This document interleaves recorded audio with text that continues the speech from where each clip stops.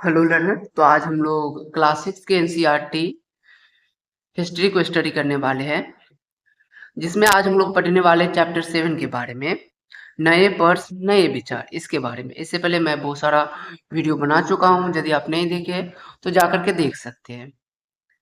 ये जो मेरा नोट्स है एनसीईआरटी बेस्ड है, मैंने आपकी एग्जामिनेशन पर्सपेक्टिव से इसको तैयार किया हूँ। जो भी इम्पोर्टेंट पॉइंट्स है मैंने उसको मेंशन करने का काम किया है। और यदि आप यूपीएससी, बीपीएससी, एसएससी, रेलवे या सीटेट या अदर एग्जामिनेशन की तैयारी कर रहे हैं तो आपको ये के लिए बहुत हेल्पफुल होने वाला है। तो चलिए इसको हम लोग पढ़ते हैं और समझते हैं। इससे पहले आपसे आग्रह है कि ये आपको वीडियो कैसा लगता है कमेंट में जरूर मेंशन कीजिए। अच्छा लगता हो तो लाइक सब्सक्राइब करें। तो चलिए हम लोग इसको स्टडी करते हैं और समझते हैं। बुध क्षत्रिय थे। बुध क्या थे? क्षत्रिय थे तथा शाक्य नामक एक छोटे से गण से संबंधित थे। वो कौन से गण से संबंधित थे? शाक्य नामक। ठीक है, एक छोटे से गण से संबंधित। और बुध क्या थे? क्षत्रिय थे। और जब गौतम बुद्ध को अध्यात्म, ठीक है, यानी उसको नॉलेज की प्राप्ति हुई, ठीक है, उसको एक तरह से बौद्धिक नॉलेज की जब प्राप्ति हुई तो सबसे पहले जो उपदेश देने का काम किया था उस सारनाथ में जाकर के उसने उपदेश दिया था। कहाँ उपदेश दिया था? आपसे पूछा जा सकता है कि गौतम बुद्ध जी को जब उसे ज्ञान की प्राप्ति हुई तो सबसे पहला उपदेश वो जाकर के कहाँ दिए थे? तो कहाँ जाके दिए थे? सारनाथ में। और गौतम बुद्ध जी का मृत्यु कहाँ हो गया? कुशीनाथ में। ठीक है, आपको ये याद रखना, कुशीनाथ में इसकी मृत्यु हो गई। बुद्ध ने अपनी शिक्षा सामान्य लोगों की प्राकृतिक भाषा में दी। अब गौतम बुद्ध जी ने अपना प्रचार प्रसार किस लैंग्वेज में किया? प्राकृत लैंग्वेज में। किस लैंग्वेज में किया? प्राकृत लैंग्वेज में। आपसे पूछा जा सकता है कि गौतम बुद्ध जी ने अपना विचार, ठीक है, अपना मत, अपना ज्ञान का जो प्रचार प्रसार किस लैंग्वेज में किया? तो प्राकृत भाषा में, प्राकृत लैंग्वेज में। नेक्स्ट हम लोग बढ़ते हैं। उपनिषद उत्तर वैदिक ग्रंथों का हिस्सा थे। अब उत्तर वैदिक ग्रंथ क्या होता है? तो ऋग्वेद के बाद जो लिखा गया ग्रंथ है उसको हम क्या बोलते हैं? उत्तर वैदिक ग्रंथ। ठीक है, तो उपनिषद उत्तर वैदिक ग्रंथों का हिस्सा थे। उपनिषदों का शाब्दिक अर्थ गुरु के समीप बैठना। उपनिषद का शाब्दिक अर्थ क्या होता है? गुरु के समीप बैठना। इन ग्रंथों में अध्यापकों और विद्यार्थियों के बीच बातचीत का संकलन किया गया। और जो ये उपनिषद है किस चीज के बारे में? अध्यापक और विद्यार्थी के बातचीत के बारे में लिखा गया, उसके बातचीत के का संकलन है। ये जो उपनिषद है किस चीज का संकलन है? अध्यापकों और विद्यार्थी के बीच जो बातचीत चल रही है उसका संकलन है, उसका अमेलगम है। चर्चा में भाग लेने वाले पुरुष ब्राह्मण तथा राजा होते थे। जब गौतम बुद्ध जी अपना ज्ञान का प्रचार प्रसार करते थे तो उसमें जो अधिकांशतः जो संख्या होता था वो पुरुष का, और पुरुष में किसका? ब्राह्मण का और राजा का।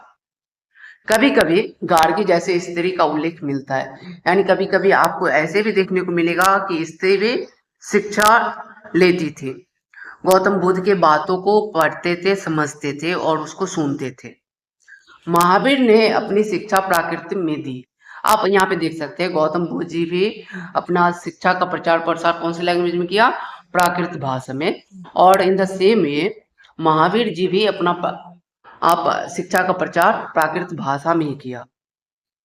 जैन शब्द जिन शब्द से निकला है। अब आपसे पूछा जा सकता है कि जैन शब्द का उद्गम कहाँ से हुआ है? तो इसका उद्गम जिन शब्द से हुआ है जिसका अर्थ होता है विजेता। इसलिए महावीर जी को विजेता कहा जाता है। ठीक है,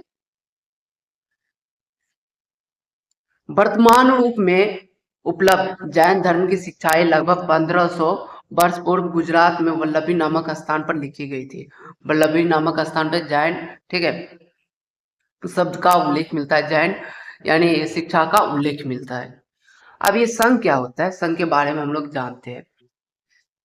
तो बताता है महावीर तथा बुद्ध दोनों का मानना था कि घर का त्याग करने पर ही सच्चे ज्ञान की प्राप्ति हो सकती है। यदि आप घर का ही त्याग करते, यदि मोह माया से यदि बाहर निकलते तभी आपको सच्चा ज्ञान की प्राप्ति होगी। जैसे गौतम बुद्ध जी भी किए थे, वो अपने घर का त्याग किए थे। महावीर जी भी क्या कर दिए थे? अपने घर का त्याग कर दिए थे। संघ में रहने वाले बौद्ध भिक्षुओं के लिए बनाए गए नियम, ठीक है, कि बौद्ध भिक्षुओं के लिए जो नियम बनाया गया वो कहाँ पे उल्लेख मिलता है, तो विनय पिटक नामक ग्रंथ में मिलता है।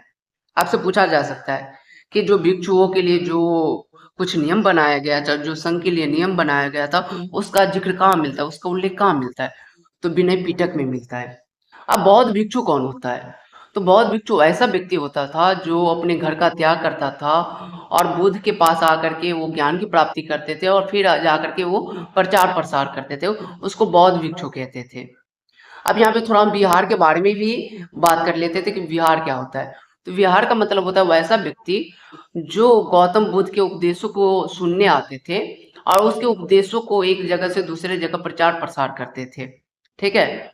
और वो क्या करते थे, घर को छोड़ करके कहीं एक जगह अपना गुफा या एक छोटा सा झोपड़ी बना करके रहते थे, उसी को हम बिहार कहते हैं। उसी को हम क्या कहते हैं, बिहार।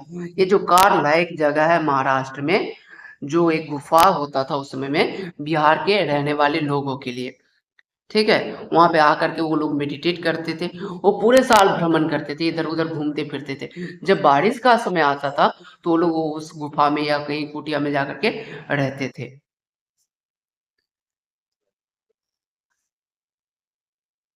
ब्राह्मणों ने आश्रम व्यवस्था का विकास किया। ब्राह्मण ने क्या किया, आश्रम व्यवस्था का विकास किया। आश्रम शब्द का तात्पर्य लोगों के द्वारा रहने तथा ध्यान करने के लिए प्रयोग में आने वाली शब्द से नहीं है।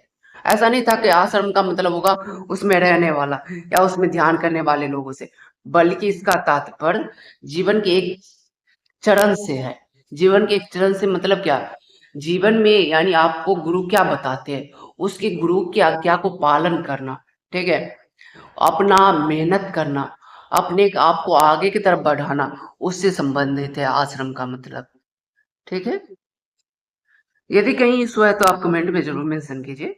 चलिए हम लोग नेक्स्ट पढ़ते हैं और समझते हैं। तो बताता है कि ब्रह्मचर्य, गृहस्थ, वानप्रस्थ और सन्यास, ये चार आश्रमों की व्यवस्था की गई। आपसे पूछा जा सकता है कि चार आश्रम का उल्लेख कौन कौन सा है, चार आश्रम का नाम बताए, तो ब्रह्मचर्य, गृहस्थ, वानप्रस्थ और सन्यास। अब ब्रह्मचर्य में क्या होता था, इसमें ब्राह्मण, क्षत्रिय और वैश्य को ही अलाउ किया गया था कि आप वही जो व्यक्ति, यही तीनों व्यक्ति आकर के इसमें अध्ययन रत्न हो सकते हैं, वेदों का अध्ययन कर सकते हैं, इसी को शिक्षा दिया जा सकता है। गृहस्थ जीवन में क्या पता था, तो इसके अंतर्गत तो उन्हें विवाह के रूप में रहना पड़ता था कि जो आदमी विवाहिक है, जो विवाह कर लिया है, उसको गृहस्थ जीवन के रूप में जीना पड़ता था, ठीक है। और वानप्रस्थ कौन होते थे, ये जंगल में रह करके साधना करनी थी, इसको जंगल में रहना पड़ता था। आप इससे याद रख लीजिए ना, वन वन, ठीक है, तो ये हो गया वानप्रस्थ, वन से, तो वो जंगल में रह करके क्या करते थे, अपना साधना करते थे। जो गृहस्थ थे वो अपना घर में रह करके क्या करते थे, अपना वो साधना करते थे। जो ब्रह्मचर्य थे वो अपना वेद, ठीक है, वो ब्राह्मण, क्षत्रिय और वैश्य को अलाउ करते थे शिक्षा पाने के लिए। और जो सन्यासी थे वो सन्यासी धारण कर लेते थे और सन्यास के थ्रू अपना शिक्षा ग्रहण करते थे। तो हम लोग देखते हैं जरथुस्त्र, ठीक है, आप प्रोनाउंस देख लीजिएगा कि प्रोनाउंस क्या है। एक ईरानी पैगंबर थे, ठीक है, जैसे गौतम बुद्ध और महावीर जी हुए सेम ऐसे ही थे। और उसने शिक्षा का जो प्रचार प्रसार किया, उसका जो संकलन था जिंद अवस्था में था, ठीक है, जिंद अवस्था नामक ग्रंथ में मिलता है। यदि इसके शिक्षा के बारे में यदि हम बात करते हैं तो उसका जो शिक्षा का जो संकलन हुआ था वो जिंद अवस्था में मिलता है। इसका मूल शिक्षा का सूत्र था सद्विचार, ठीक है, सद्वचन और सदिकार। और इसका जो मानना था वो हम लोगों के ग्रंथ से भी मिलता है, ठीक है। तो ये जो जिसको आप जेरोस्टियन बोलते हैं ना, ठीक है, अब बाद में वो पारसी में जाकर के हम लोग बोलते हैं ना पारसी पीपल, तो सेम वही पीपल है और इसको ही मानते थे जरथुस्त्र को, ठीक है। तो जो प्रोनाउंस होता है आप देख लीजिए इसका प्रोनाउंसिएशन क्या है। नेक्स्ट हम लोग देखते हैं कि ये लोग थे कौन, तो हजार से अधिक वर्षों तक, ठीक है, जरथुस्त्रवाद ईरान का एक प्रमुख धर्म रहा। और जरथुस्त्रवाद एक, जैसे हम बोलते हैं ना बौद्ध धर्म, तो ये भी जरथुस्त्र भी क्या बन गया, जरथुस्त्रवाद बन गया। बाद में कुछ जरथुस्त्रवादी, ठीक है। जो जरथुस्त्र को मानते थे उसको जरथुस्त्रवादी कहा जाने लगा। ईरान से आकर के गुजरात और महाराष्ट्र के तटीय नगरों में बस गए। ये लोग कहाँ आकर के बस गए? गुजरात और महाराष्ट्र के तटीय भागों में। ये लोग ही आज के पारसियों के पूर्वज है। अब ये लोग देख लीजिए, ये लोग ही आज के पारसियों के पूर्वज है। यानी ये लोग कहीं ना कहीं पारसी के क्या है? पूर्वज रहे हैं। तो आपको पारसी के बारे में भी पता चल गया होगा। तो आई होप कि आपको ये वीडियो अच्छा लगा होगा। Thank you.